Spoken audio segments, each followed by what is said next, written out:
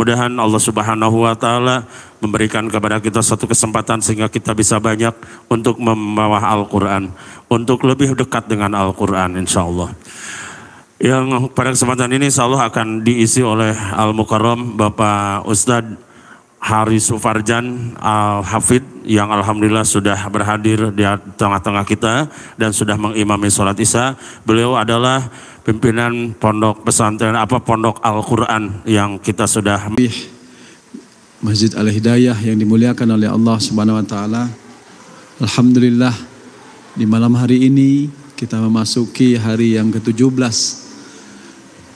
Tidak terasa hari demi hari terus berlalu di hadapan kita. Khususon di bulan Ramadan ini masih ada sisa kurang lebih 13 hari lagi. Semoga amal-amal ibadah kita yang 16 hari yang lalu maupun 13-14 hari yang ke depan diterima oleh Allah Subhanahu wa taala. Amin ya rabbal alamin. Salawat salam kita sampaikan kepada habibana nabiyana Muhammad sallallahu alaihi wasallam, kepada para keluarganya, sahabatnya, tabi'in, tabi'ut tabi'in dan umatnya senantiasa menjalankan sunnah-sunnahnya. Bapak dan Ibu yang dimuliakan oleh Allah Subhanahu wa taala, ada hadis yang menarik tentang Al-Qur'anul Karim, di mana kita ketahui sebelum menyampaikan hadis ini, Al-Quran ini diturunkan oleh Allah di bulan yang penuh berkah, yaitu bulan Ramadan. Kita mendengar dari ayat 185 surat Al-Baqarah, A'udzubillahi minasyaitonirrajim, Syahrul Ramadan alladzi unzila fihil Qur'an hudal linnas wa bayyinatin minal huda wal furqan. Faman syahida minkum asy-syahra falyasum wa man kana maridan aw ala safarin fa'iddatun min ayyamin ukhra yuridullahu bikumul yusra wa la yuridu bikumul usra wa litukmilul iddata wa litukabbirullaha ala ma hadakum wa la'allakum tashkurun. Ini ayat jelas sekali kita dapatkan di dalam surah Al-Baqarah tentang takkid Allah bahwa bulan Ramadan itu bulan diturunkannya Al-Quran. Dan diturunkan di Al-Quran tepat di malam hari bulan Ramadan itu. Sesungguhnya inna anzalnahu fi lailatul qadar, dan diturunkan di malam Lailatul Qadar. Dan pula Allah sampaikan fi lailatin mubarakah, di malam yang penuh keberkahan. Itulah Al-Quran diturunkan. Makanya kita menyebutnya namanya nuzul Quran, turunnya Al-Quran. Ya, dan disebut pula ketika kita memahami dan memperingati malam nuzul Quran itu, maka itulah tepatnya di bulan Ramadan dan di malam hari turunnya Al-Quran tersebut. Bapak dan Ibu yang dimuliakan oleh Allah Subhanahu wa taala, apa yang kita perlu maknai dari Al-Quran? Al-Quran, kata seorang ulama, Dr. Mana Al-Qattan di dalam kitab Mabahith fil Ulumil Quran, definisinya adalah Al-Quran itu berasal dari kata secara bahasa qara'a yaqra'u Qur'anan. Artinya adalah bacaan, membaca. Atau dengan kata lain bahasanya tala yatslu tilawatan. Berasal dari kata tala ataupun disebut mutalawin, sesuatu yang harus dibaca. Itu bahasanya Al-Quran. Jadi kalau kita menemukan Al-Quran di rumah kita, nah itu dibaca. Ya, makanya disebut mutalawin. Maka disebut Al-Quran, sesuatu yang harus kita baca, yang dari bahasanya qara'a yaqra'u Qur'anan. Kemudian secara definisinya Bapak dan Ibu yang dimuliakan oleh Allah, Al-Quran adalah kalamullah al-munazzalu ala khatimin anbiya wal mursalin Muhammad sallallahu alaihi wasallam biwasitatil Jibril alaihi salam, al-mabdu bi suratil Fatihah wal makhtum bi suratin nas wal muta'abbadu bi tilawatihi. Mari kita garis bawahi definisi dari Al-Quran itu apa. Disampaikan oleh para ulama, Al-Quran itu adalah kalam Allah. Kalam Allah berarti firman Allah Subhanahu wa taala. Dari diturunkan kepada penutup para nabi dan rasul, nabi kita tercinta Nabi Muhammad sallallahu alaihi wasallam. Biwasitatil Jibril alaihi salam, dengan perantara malaikat Jibril alaihi salam. Jadi dari Lauhul Mahfuz Allah amanahkan, kemudian turun ke ila sama'id dunya secara sempurna, ya, 114 surat, kurang lebih 30 juz, ya, sebanyak jumlah ayatnya 6.236 ayat.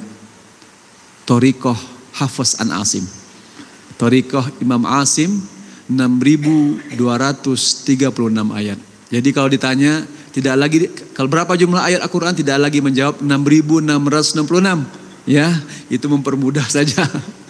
Ya, kita memakai bacaan seperti para imam kita, Ustadz Asep dan ustadz-ustadz yang lain, itu thoriqahnya yaitu thoriqah yang disebut ataupun riwayat Hafiz an Imam Asim.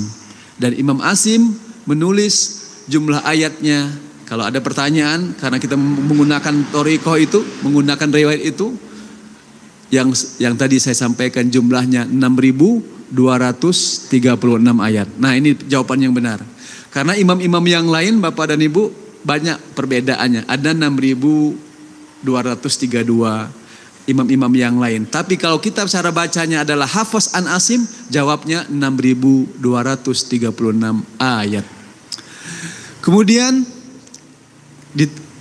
dari turunnya dari Lauhul Mahfuz ke ila sama'id dunya, serentak seluruhnya turun tadi sebanyak itu. Kemudian turunnya dari ila minal sama'id dunya, dari langitnya dunia ke Rasulullah sallallahu alaihi wasallam selama kurang lebih 23 tahun lamanya. Tadrijian sifatnya, yaitu yang disebut dengan bertahap, berproses sesuai dengan kejadian ataupun asbabun nuzulnya, seperti itu. Memang tidak semua surat Al-Quran ada asbabun nuzulnya, tapi beberapa ayat ada asbabun nuzulnya, yang penyebab turun ayat itu ada. Ada seorang istri mengadukan tentang suaminya, ada tentang khomar, ada tentang saum, itu turun. Ada beberapa ayat yang berkaitan dengan asbabun nuzulnya. Itulah sebanyak selama 23 tahun sebanyak 30 juz dari Al-Quran tersebut. Kemudian kata Mana Al-Qattan, Syekh Mana Al-Qattan menyampaikan Al-Mabdu bi suratul Fatihah, dimulai dengan surat Al-Fatihah, kita membaca surat Al-Fatihah, wal makhtum bi suratin Nas, dan diakhiri dengan surat An-Nas. Kenapa seperti ini? Kenapa tidak sesuai dengan asbabun nuzulnya?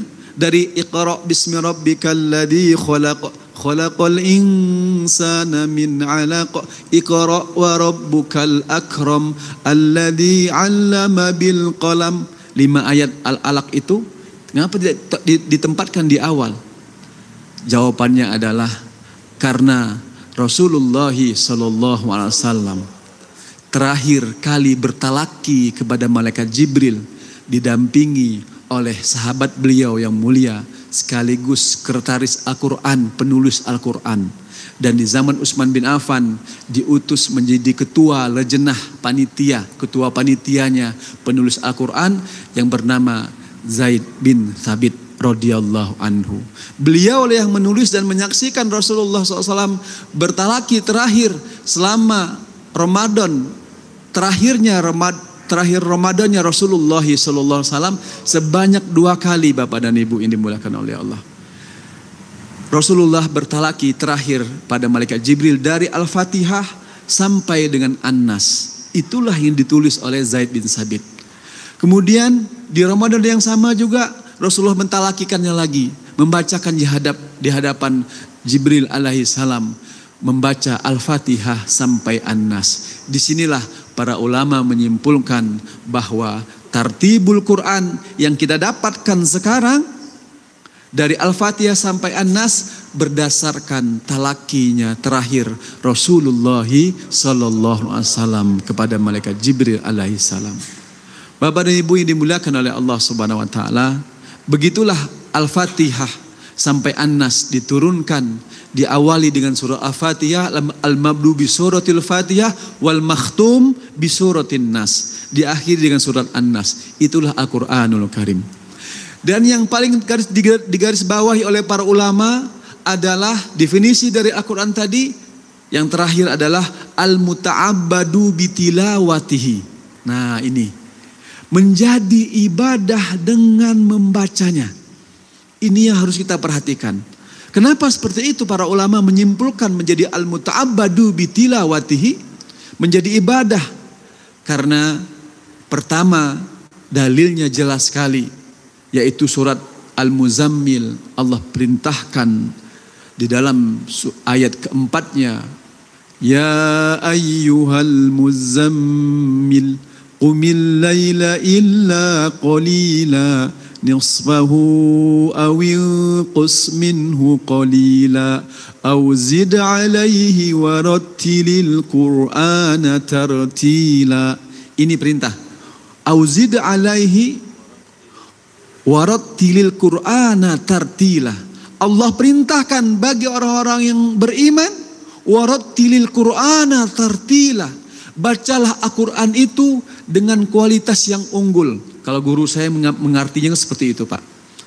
Tidak mengartikannya, kalau mengartikan dengan tartil lagi, nanti ada makna-makna yang lainnya setelah tartil tersebut. Tapi kita lebih singkat mengartikannya adalah warattilil qur'ana tartila. Bacalah Al-Quran itu secara tartil. Baca Al-Quran itu dengan kualitas yang unggul. Bagaimana kualitas yang unggul? Dijelaskan oleh Imam Ali radhiyallahu anhu. At-tartil, tartila adalah tajwidul huruf wa ma'rifatul wukuf. Mentajwidkan huruf dan mengetahui tempat berhenti. Apa itu tajwid? Ikhraju kulli harfin min makhrajihi ma'aitohihi haqqahu wa mustahaqqahu. Tajwid itu adalah mengeluarkan setiap huruf dengan makhraj yang benar. Kalau kita belajar tahsin ataupun tajwid istilahnya. Mana huruf kha, mana huruf sa, di mana makhrajul hurufnya, di mana sifatul hurufnya. Dengan memberikan hak dan mustahak huruf tersebut. Itulah tartil, itulah tajwid. Jadi memang bertalaki sebagaimana Rasulullah SAW mentalakikan bacaan beliau kepada malaikat Jibril alaihi salam. Sehingga bermaknalah tartil itu jelas. Warattilil Qur'ana tartila, jelas bacaannya, benar bacaannya. Alladzina atainahumul kitaba yu'minuna bih wa man yakfur bihi faulaika humul khasirun. Adapun orang-orang yang kami berikan Al-Quran, kata Allah, yaslunahu haqqa tilawatih. Mereka membaca Al-Quran itu haqqa tilawatih. Benar-benar membacanya. Kalau Umar bin Khattab mengartikan haqqa tilawati ini lebih lagi kepada tadabbur. Wa idza marra bi ayati rahmah, apabila kalian melewati ayat rahmatnya Allah, Ar-Rahmanir Rahim, maka fas'alullah, berdoalah kalian kepada Allah, minta rahmat Allah segera. Kalau kalian membaca surat ataupun ayat Al-Quran tentang rahmatnya Allah. Wa idza marra bi ayatil azab, apabila kalian melewati ayat azab, azabun syadid, azabun muhin, azabun muqin, azab yang sangat pedih, azab yang sangat hina, maka fasta'idz billah, maka berlindunglah kalian kepada Allah, memohon ampun kepada Allah, memohon perlindungan dari azab yang sangat-sangat pedih tersebut. Itulah diartikan oleh Umar bin Khattab radhiyallahu anhu, haqqa tilawati. Kalaupun ada mengartikannya dengan benar-benar tajwidnya, itulah salah satu bentuk bagaimana kita beriman kepada Allah dengan bacaan yang baik dan benar, mengantarkan kita kepada iman yang hakiki dalam Al-Quran ini. Kemudian hadisnya dijelaskan pula dari Rasulullah SAW menyampaikan, man qara harfan min kitabillah falahu hasanah wal hasanatu bi asyri amthaliha la aqulu alif lam mim harfun walakin alifun harfun lamun harfun wa mimun harfun. Kata Rasulullah SAW menyampaikan, man qara'a, barang siapa yang membaca satu huruf saja, man harfan min kitabillah, dari ayat-ayat Allah, dari Al-Quranul Karim, falahu hasanah, dan baginya adalah kebaikan. Wal hasanatu bi asyri amthaliha, dan kebaikan itu Bapak dan Ibu yang dimuliakan oleh Allah bernilai 10 kebaikan ataupun 10 pahala. La aqulu alif lam mim harfun, tidak aku katakan alif lam mim itu harfun, satu huruf, tetapi alif satu huruf, lam satu huruf, dan mim satu huruf. Ketika kita membaca alif lam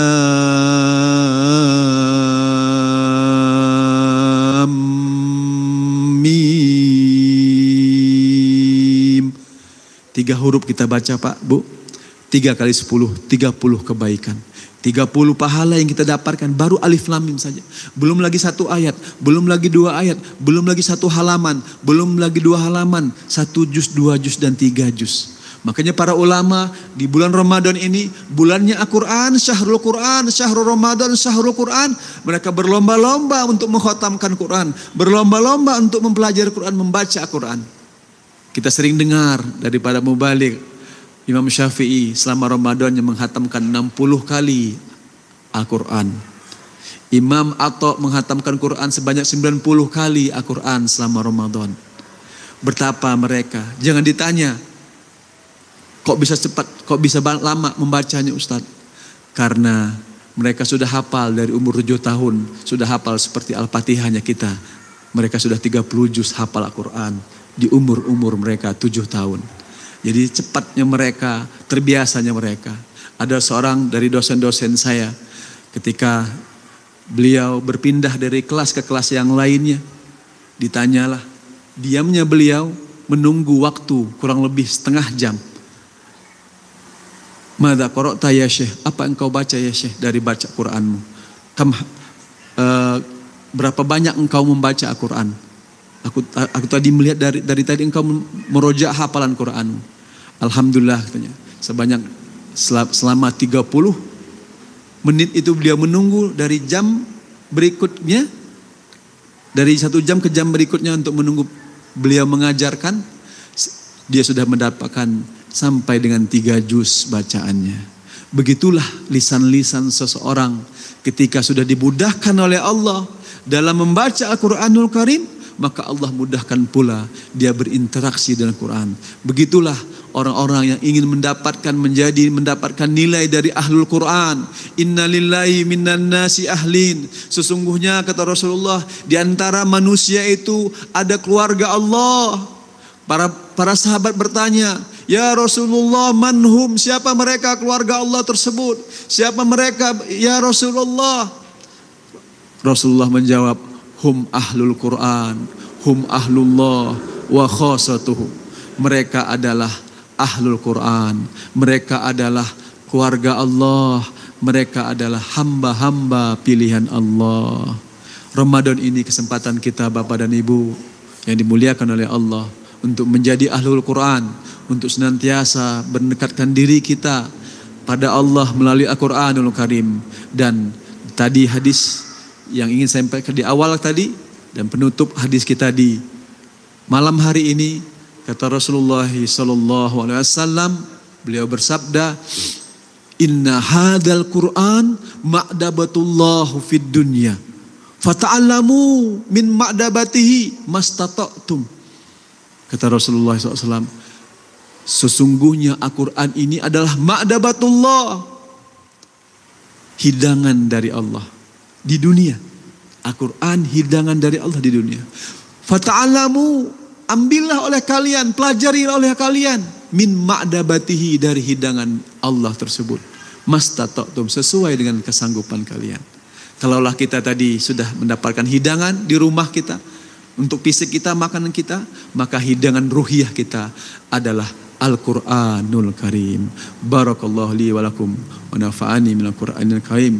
Innahu huwal ghafurur rahim. Hatur nuhun, jazakumullahu khairan katsiran ala ihtimamikum wa lafu minkum. Wassalamualaikum warahmatullahi wabarakatuh.